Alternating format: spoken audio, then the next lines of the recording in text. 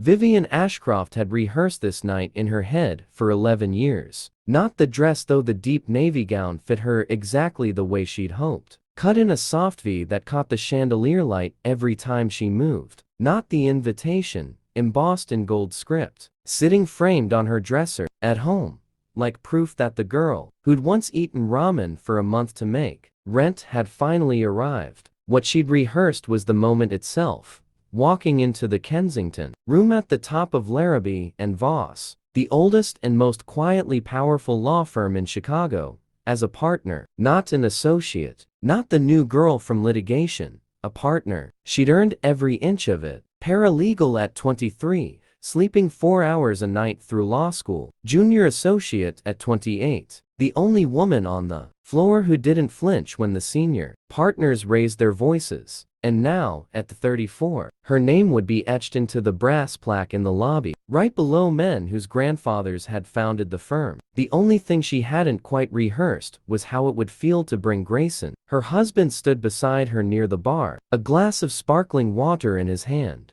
Because he never drank at events like this, said it made him watchful in the wrong way. He wore a simple slate gray button-down, sleeves rolled to the forearm out of habit rather than fashion, and he looked, as he always did in rooms like this, like a man who had wandered in from somewhere realer, which, in a sense, he had. Grayson ran a small contracting business. Kitchens, additions, the occasional barn restoration out past the suburbs. He built things with his hands and came home smelling of sawdust and diesel, and Vivien loved him for it in a way she rarely had words for. But she also knew, walking into that room, exactly what kind of night this was going to be. "You look like you're about to argue a case," Grayson said quietly, leaning toward her ear. "Relax. It's a party. It's a party where everyone in this room bills for $100 an hour," she murmured back. "Nothing about it is relaxed." He smiled, that small, unbothered smile he wore like armor, and said nothing more. It was, Vivien would later understand, the exact kind of silence he carried into everything. Not nervousness, not intimidation, just Grayson,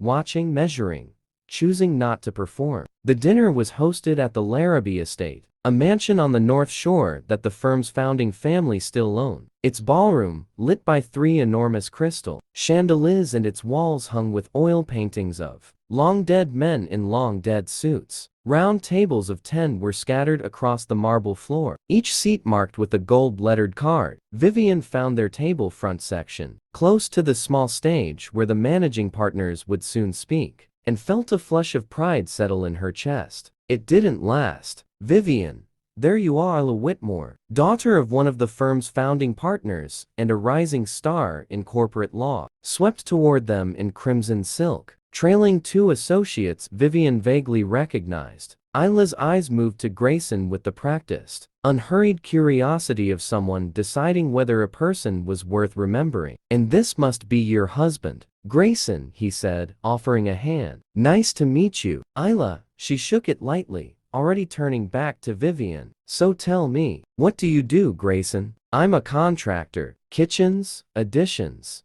that kind of thing." There was a beat, a small one, but Vivien felt it land in her stomach like a dropped stone. Isla's smile didn't change exactly, but something behind it recalibrated. "How hands-on," she said. "That's refreshing, honestly. Most of the husbands here just manage other people's money." A ripple of polite laughter moved through the small circle that had gathered. Grayson didn't react. He simply nodded, sipped his water, and let the comment pass through him like it hadn't been aimed at anything. Vivien wanted to say something, wanted to mention that Grayson's business had grown from a one-man operation to a crew of 11, that he'd rebuilt half the historic storefronts on Damon Avenue with his own 2 hands, that he'd once worked 18-hour days for 3 months straight to finish a family's home before their daughter's wedding, refusing to charge them the overtime. But there was never a good moment to say those things at a party like this. They sounded like defenses, and defenses only confirmed there was something to defend. Dinner began,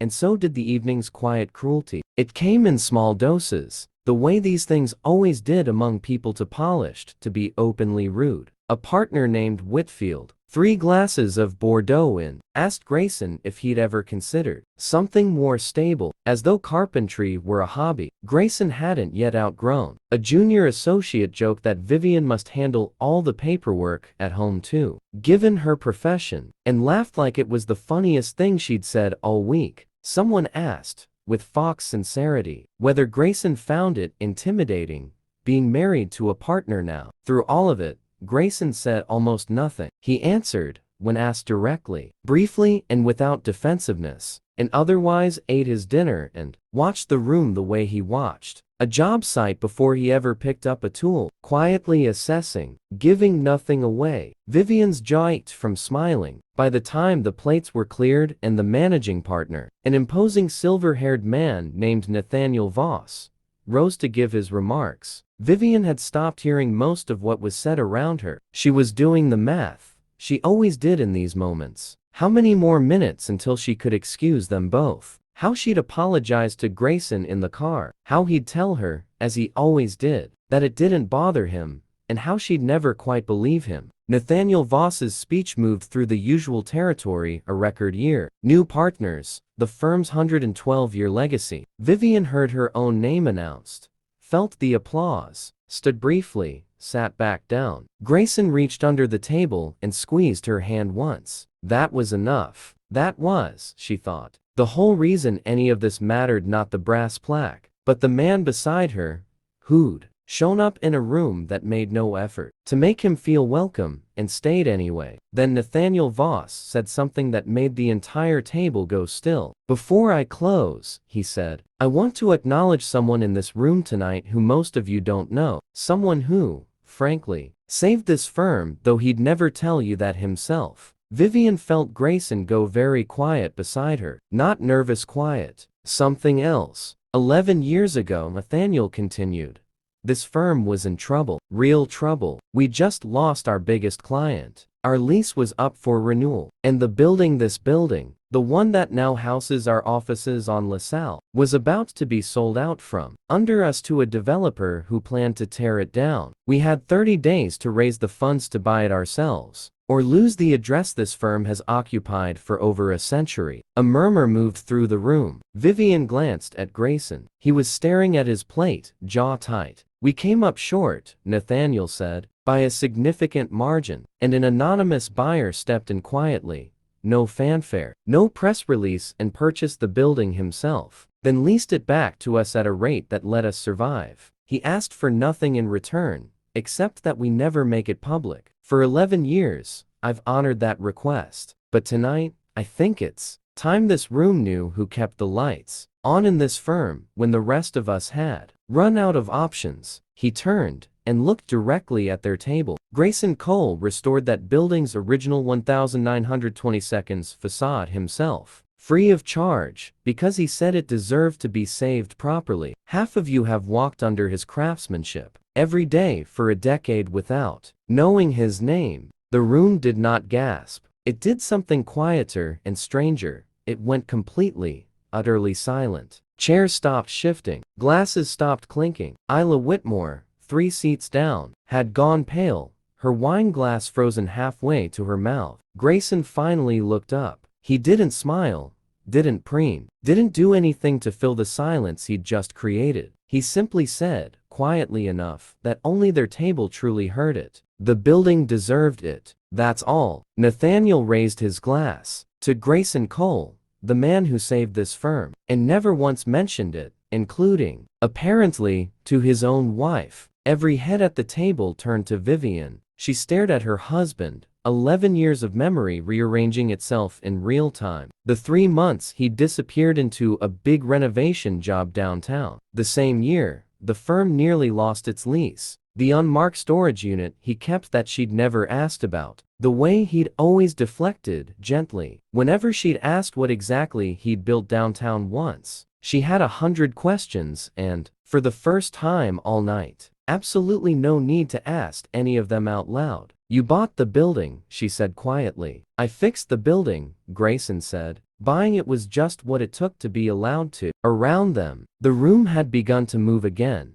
quieter now, softer, the earlier condescension replaced by something closer to shame. Isla Whitmore caught Vivian's eye for half a second and looked away first. Whitfield suddenly found his wine glass fascinating. No one apologized out loud. No one needed to. Later, in the car, Vivien finally asked the question that had been building in her chest since. Nathaniel sat back down. "Why didn't you ever tell me?" Grayson considered it for a long moment, watching the city lights slide past the window. "Because I didn't want you to marry the guy who saved your law firm," he said. "I wanted you to marry the guy who shows up, does the work, and doesn't need anyone clapping for it. That's who I actually am." The building was just a job. Vivien reached across the console and took his hand, the same steady hand that had spent an entire evening absorbing quiet insults, without once needing to correct the record. "You let them talk down to you all night," she said. "You could have said something, anything." "I know," he said, "but it was never really about me. It was your night. I wasn't going to make it about mine." She thought about that for the rest of the drive home, about the 11 years she'd spent proving herself in rooms that measured worth in billable hours and brass plaques, married the whole time to a man who'd quietly rebuilt the very foundation those rooms stood on, and never once needed anyone to know it. The plaque with her name on it would hang in that lobby for years, but it was the building itself, the one Grayson had restored stone by stone, unnoticed, unpaid attention to, exactly the way he lived his whole life, that Vivien found herself thinking about every morning after walking beneath its restored facade on her way to work, finally understanding what her husband had been trying to tell her quietly for 11 years, that the people who talk the least in a room are often the ones holding it up.